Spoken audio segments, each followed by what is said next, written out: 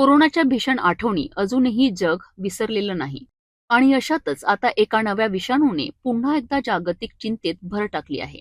Atlantic महासागरात प्रवास करणाऱ्या एका डच क्रूज शिपवर हंटा व्हायरसचा प्रादुर्भाव झाल्याची धक्कादायक माहिती समोर आली आहे. या संसर्गामुळे आतापर्यंत 3 पर्यटकांचा मृत्यू झाला असून शेकडो प्रवासी समुद्रातच अडकले आहेत. जागतिक आरोग्य संघटनेने म्हणजेच WHO ने या घटनेवर बारकाईने लक्ष ठेवले असून या नव्या विषाणूबाबत आता जगभरात चिंता व्यक्त केली जात आहे. मिळालेल्या माहितीनुसार अटलांटिक महासागरात प्रवास करणाऱ्या MV होंडियस या डच क्रूज शिपवर हंटा व्हायरसचा संसर्ग पसरल्याची माहिती समोर आली आहे. या घटनेत आतापर्यंत 3 जणांचा मृत्यू झाला असून 23 देशातील जवळपास 149 प्रवासी या जहाजावर अडकले असल्याची माहिती आहे. संसर्गाची भीती लक्षात घेता केप वर्डे सरकारने या जहाजावरील प्रवाशांना किनाऱ्यावर उतरू न देण्याचा निर्णय घेतला आहे. त्यामुळे संपूर्ण जहाजावर भीती आणि तणावाचे वातावरण निर्माण झाले आहे.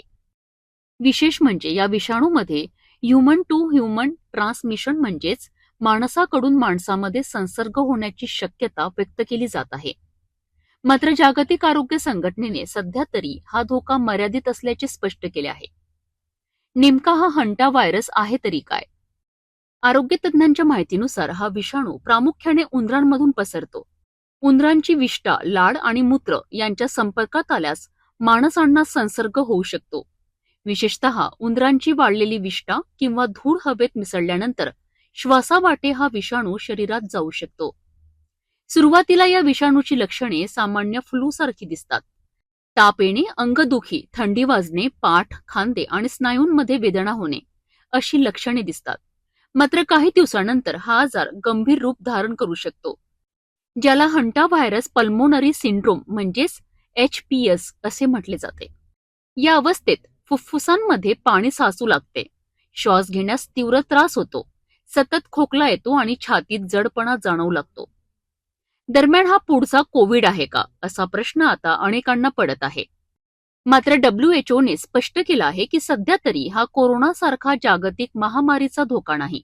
तरीही आरोग्य तज्ज्ञांनी नागरिकांना सतर्क राहण्याचे आवाहन केले आहेत. हंटा व्हायरसपासून बचावाकरिता उंदराच्या विष्ठेवर थेट झाडू मारू नये, कारण त्यामुळे विषाणूचे कण हवेत पसरू शकतात. त्याऐवजी ब्लीच किंवा जंतुनाशक वापरून ओल्या कपड्याने स्वच्छता करावी. मास्क आणि हातमोजे वापरणे आवश्यक आहे.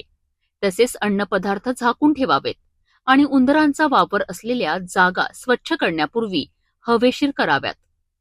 ताप, थकवा आणि श्वास घेण्यास त्रास अशी लक्षणे जाणवल्यास तत्काळ डॉक्टरांचा सल्ला घ्यावा, असे आवाहन तज्ज्ञांकडून करण्यात आले आहे. कोरोनानंतर जग आता कोणत्याही नव्या विषाणूकडे अत्यंत गांभीर्याने पाहत आहे.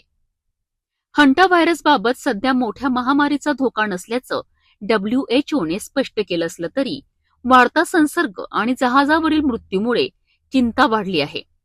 आता या विषाणूचा प्रसार नेमका किती वाढतो आणि जागतिक आरोग्य यंत्रणा यावर कितपत नियंत्रण मिळवते याकडे संपूर्ण जगाचं लक्ष लागलं आहे.